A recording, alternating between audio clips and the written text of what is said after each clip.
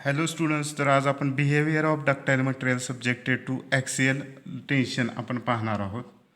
तर behaviour of ductile material subjected to axial टेन्शनमध्ये आपण स्ट्रेस स्ट्रेन डायग्राम किंवा स्ट्रेस स्ट्रेन कर्व डक्टाईल मटेरियलसाठी पाहणार आहोत. डक्टाईल मटेरियल तर माइल्ड स्टील घेतलेलं आहे. आता डक्टाईल मटेरियल म्हणजे काय की ज्या मटेरियलपासून तार तयार करता येते, वायर तयार करता येते, त्याला आपण डक्टाईल म्हणतो.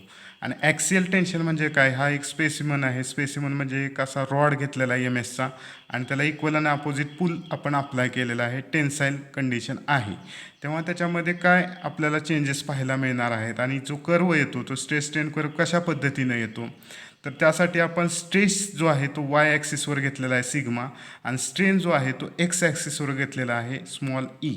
ओके, आता आपण डायरेक्ट स्टार्ट करूया आपण स्ट्रेस स्ट्रेन कर्वला. आता सपोज की हा एक स्पेसिमन आहे, हा एक एम एसचा रॉड आहे, ह्याला इक्वल आणि अपोजिट पूल अप्लाय केलं म्हणजे ॲक्सियल पूल आपण किंवा ॲक्सियल टेन्साईल लोडिंग कंडिशन आपण अप्लाय केलेली आहे.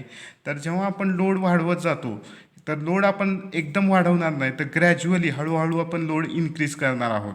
जेव्हा आपण लोड इन्क्रीज करत जाणार आहोत तेव्हा सुरुवातीला आपल्याला ओ टू ए अशी एक लाईन मिळते आहे, आणि अशी पद्धतीची एक स्ट्रेट लाईन आपल्याला ओ टू ए मिळते आहे. म्हणजे ह्याला आपण काय म्हणूया, ओ टू एला आपण म्हणतो लिमिट ऑफ प्रोपोर्शनॅलिटी किंवा प्रोपोर्शनल लिमिट. म्हणजेच काय की ओ टू ए हा जो रिजन आहे, ही जी लाईन आहे, ह्याच्यामध्ये stress is directly proportional to strain. Stress is directly proportional to strain. Sigma is directly proportional to strain.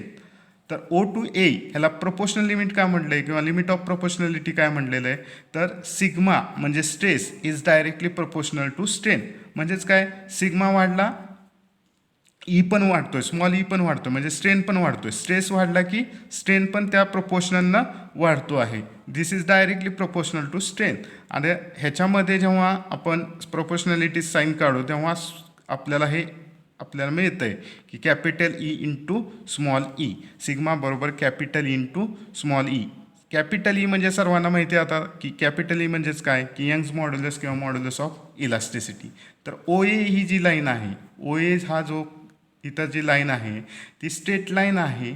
आणि ह्या ओ ए नंतर जसं जसं आपण लोड वाढू तसं तसं हा थोडासा डेव्हिएट होतो. म्हणजे हा काय की ही जी स्ट्रेट लाईन आहे थोडीशी डेव्हिएट होते बीपर्यंत.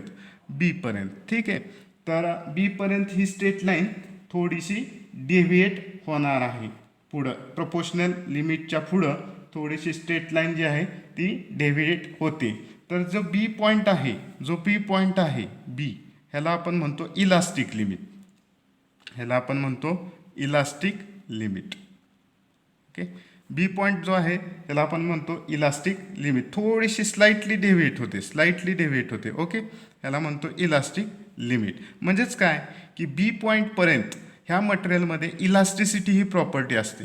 म्हणजे जोपर्यंत आपण लोड अप्लाय केलेला आहे तोपर्यंत टेम्पररी डिफॉर्मेशन होतं, आणि जेव्हा आपण लोड रिमूव्ह करू तेव्हा तो जो स्पेसिमन आहे तो त्याच्या ओरिजिनल पोझिशनला परत येतो. ठीक आहे, म्हणजे टेम्पररी स्वरूपात डिफॉर्मेशन होतं. म्हणजे अप टू पॉईंट बी त्याच्यामध्ये इलास्टिसिटी ही प्रॉपर्टी ही त्याच्यामध्ये असते. नंतर काय की बी नंतर आपण जसा लोड वाढू तसा आपल्याला एक सी पॉईंट मिळतो. म्हणजे ह्यामध्ये काय होतं, इल्डिंग चालू होतं. म्हणजेच काय होतं, प्लास्टिक डिफॉर्मेशन चालू होतं. म्हणजे परमनंट डिफॉर्मेशन त्याच्यामध्ये चालू होतं. इलास्टिक लिमिटच्या पुढं त्याच्यामध्ये परमनंट डिफॉर्मेशन चालू होतं. म्हणजे हे जो बी टू सी रिजन आहे ह्याच्यामध्ये इलास्टिसिटी ही प्रॉपर्टी नसते. तर इथं बी टू सीमध्ये काय होतं, परमनंट डिफॉर्मेशन व्हायला चालू होतं. म्हणजे लोड रिमूव्ह केला बी टू सीमध्ये तर तो परत त्याच्या मूळच्या पोझिशनला येत नाही. ह्याला आपण म्हणतो अप्पर इल्ड पॉईंट. म्हणजे ह्यामध्ये स्ट्रेन वाढतोय, जरी स्ट्रेस वाढला नाही तर स्ट्रेन वाढतोय. ठीक आहे, नंतर इथं सी पासून डी पर्यंत हे परमनंट डिफॉर्मेशनच आहे. सी टू डी ह्याला आपण इल्ड पॉईंट म्हणतो. ठीक आहे, सी टू डी पासून.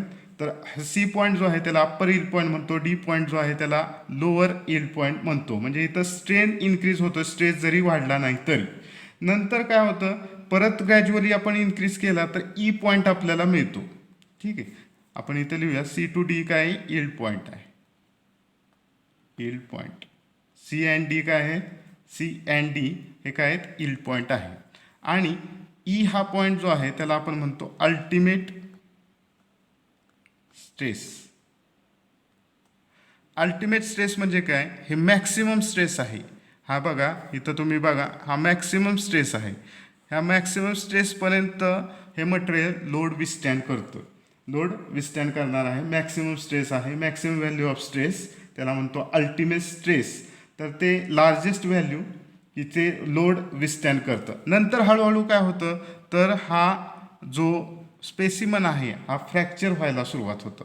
एफ तर जो हा एफ पॉईंट आहे, एफ ह्याला आपण म्हणतो ब्रेकिंग स्ट्रेस.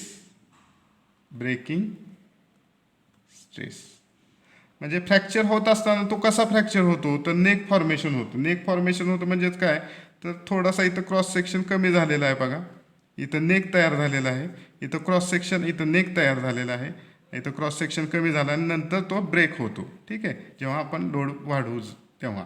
तर आपण सगळ्या ठिकाणी ग्रॅज्युअली लोड इन्क्रीज केलेला आहे आणि अशा पद्धतीचा आपल्याला स्ट्रेस स्ट्रेन कर्व हा डक्टाईल मटेरियलसाठी आपल्याला आलेला आहे. परत लक्षात घ्या की ह्याच्यामध्ये आपण स्ट्रेस स्ट्रेन कर्व लक्षात घेतोय, तर वाय ॲक्सिसवर स्ट्रेस आहे, एक्स ॲक्सिसवर स्ट्रेन आहे. ठीक आहे, आता जेव्हा आपण लोड ग्रॅज्युअली इन्क्रीज करतोय, सपोज की एम एस म्हणजे माइल्ड स्टीलचा एक स्पेसिमन आहे, एक रॉड आहे, त्याच्यामध्ये इक्वल आणि अपोजिट पुल आपण अप्लाय केलेला आहे. जेव्हा लोड ग्रॅज्युअली इन्क्रीज करणार आहोत तेव्हा ओ टू ए ही लाईन जी आहे ती स्ट्रेट लाईन आहे, त्याला आपण म्हणतो प्रपोर्शनल लिमिट. म्हणजेच काय, स्ट्रेस वाढला स्ट्रेन वाढतोय, stress is directly proportional to strain, तर त्याला आपण म्हणतो प्रपोर्शनल लिमिट किंवा लिमिट ऑफ प्रपोर्शनॅलिटी. नंतर ए टू बी जे आहे त्याच्यामध्ये बी पॉईंट जो आहे त्याला म्हणतो आपण इलास्टिक लिमिट. इलास्टिक लिमिट म्हणजे काय, up two point B it show property of elasticity. Property of elasticity म्हणजेच काय, अप टू पॉईंट बी, हा जो बी पॉईंट आहे त्याच्यामध्ये किंवा अप टू धिस पॉईंट बी, तर जेव्हा मटेरियलचा लोड रिमूव्ह करू तेव्हा ते मटेरियल परत त्याच्या ओरिजिनल पोझिशनला परत येतं. त्याच्यामध्ये टेम्पररी डिफॉर्मेशन झालेलं असतं. लोड रिमूव्ह केलं की त्याच्यामध्ये परत ते ओरिजिनल पोझिशनला येतं. म्हणजे बी पॉईंटपर्यंत इलास्टिसिटी ही प्रॉपर्टी त्याच्यामध्ये असते, टेम्पररी डिफॉर्मेशन. नंतर बीच्या पुढं सी पॉईंट आहे, त्याला आपण इल्डिंग म्हणतो. इल्ड म्हणजेच काय की इथं परमनंट डिफॉर्मेशन व्हायला सुरुवात होते. म्हणजेच लोड रिमूव्ह केला तर त्याच्या ओरिजिनल पोझिशनला ते मटेरियल येत नाही. याच्यामध्ये सी आणि डी हा काय, अप्पर इल्ड पॉईंट सी आणि लोअर इल्ड पॉईंट हा डी आहे. म्हणजे इथं प्लास्टिक डिफॉर्मेशन चालू होतं, परमनंट डिफॉर्मेशन चालू होतं, स्ट्रेस जरी नाही वाढला तरी स्ट्रेन वाढतोय. आता डीच्या नंतर जेव्हा आपण ग्रॅज्युअली अजून लोड इन्क्रीज करू तेव्हा एक पॉईंट ई मिळतोय आपल्याला, हा पॉईंट ई आहे. ह्या ई पॉईंटला आपण म्हणतो अल्टिमेट स्ट्रेस किंवा मॅक्सिमम स्ट्रेस, की ह्या पॉईंटपर्यंत ते लोड विस्टँड करतं. Maximum stress value, maximum load value आहे, इथपर्यंत आपण ते मटेरियल काय करणार आहे, लोड विस्टँड करणार आहे. त्याच्यानंतर जर तुम्ही ग्रॅज्युअली इन्क्रीज केला लोड तर हळूहळू त्याच्यामध्ये फ्रॅक्चर व्हायला सुरुवात होतं. आणि हे फ्रॅक्चर कसं होतं, तर ह्याच्यामध्ये नेक फॉर्मेशन होऊन ते फ्रॅक्चर होतं आणि लास्टली हा मटेरियल काय होतं, ब्रेक होतं. तर ह्याला म्हणतो आपण स्ट्रेस स्ट्रेन डायग्रॅम. होप की तुम्हाला ही समजली असेल.